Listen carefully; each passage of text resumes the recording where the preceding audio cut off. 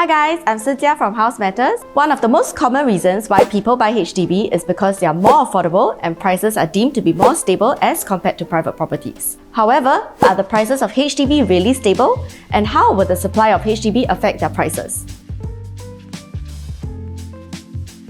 Today, we'll be comparing 3 different areas with different HDB supply to see how it will affect its prices.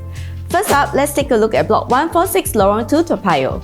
This estate was built in 2006 and is conveniently located within walking distance to Toa Payoh MRT and its amenities. We can see that if you have bought a 4-room unit in this block in 2015 when it's about 9 years old, prices will have stayed relatively stable, with the high floor units transacting at about 760,000 up till start of 2021. Due to construction delays caused by the pandemic, there is an exponential increase in prices in the latest 2 transactions in this block, the highest and latest transaction being 840,000 in November 2021. This is in line with the sharp increase in HDB prices this year that eventually resulted in the new cooling measures in December this year. If not for the pandemic, HDB prices in Toa Payoh have stayed relatively stable since 2015 because other than a peak at Toa Payoh, which is a DBSS and cost a premium, there's no other new supply and competition of HDB to push the prices of the older HDBs down. Next, let's take a look at Block 436C Fernvale Road. This estate was built in 2010 and is located right next to Seletar Mall and Fernvale LRT. There were some units selling pre-MOP in the estate, and if you were to buy a unit here, pre-MOP in 2013, it will cost us about 520,000. After its NOP in 2015, prices were averagely going about 450,000 instead. Prices continued to drop after that and were averaging around 410,000 in 2018 before an exponential increase this year to about 500,000. This is largely due to the pandemic, which caused a shortage of labour and construction delays up till today. A big question will prices in this estate drop to pre-COVID levels in the years to come, or will the price increment hold in the long run? Finally, let's take a look at another relatively new estate at Block 39A Bendemeer Road. This estate was built in 2012, located within walking distance to 2 MRT stations, Boon Keng and Geylang Bahru. Except for 1 unit on the highest floor that transacted at about 700,000 in March 2017, prices of units here averaged about 680,000 before 2018.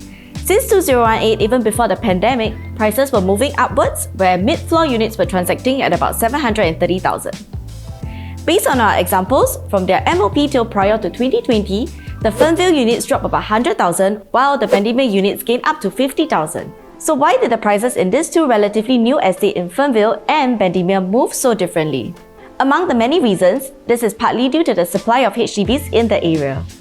Fernvale is in the Sengkang Punggol region, which has amongst the largest supply of new HDBs in the last decade.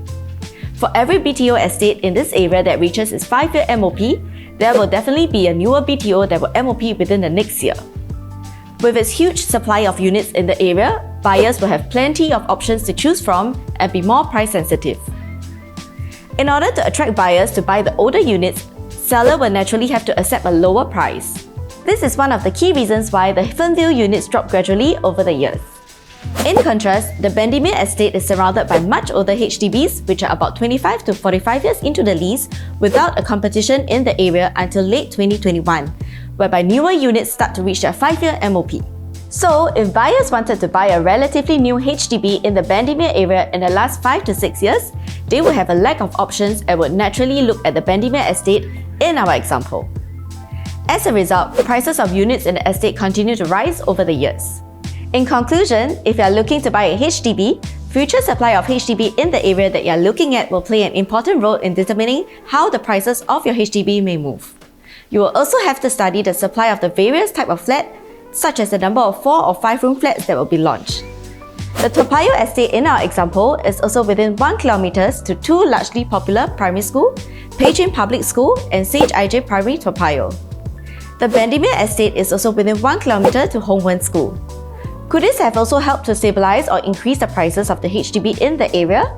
With the new cooling measures in place and HDB has announced that they are ramping up flat supply by 35% in the next 2 years, we highly recommend you to analyze the area and estate before committing to a purchase. If this is something that you would like us to do with you, feel free to contact us. Once again, I'm Cynthia. Thanks for watching.